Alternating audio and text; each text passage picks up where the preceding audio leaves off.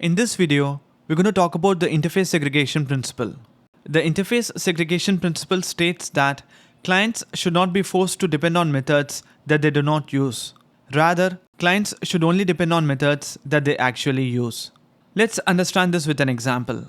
Our book service class uses the iBook repository interface and depends on both the add and read methods. The XML book service class also uses the iBook repository interface, but it does not depend on the add method because it only wants to be able to read books. So this means that we have forced the book service class to depend on a method that it does not actually need, thus causing a violation of the interface segregation principle. The problem here is that we are not letting the client decide what methods it wants to invoke.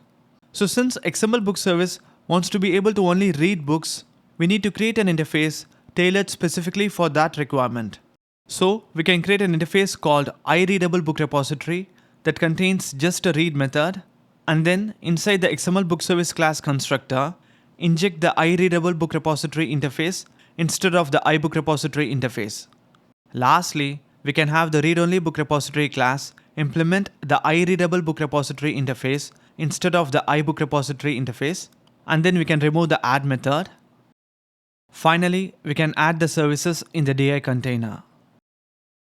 Similarly, if a client simply wants to be able to write books, we can create an interface called iWritable book repository with just an add method. Now, our iBook repository interface contains both the add and read methods, so we can let it simply inherit from both the iReadable book repository and the iWritable book repository interfaces and remove the definition for the add and read methods, leaving the rest of the code unchanged.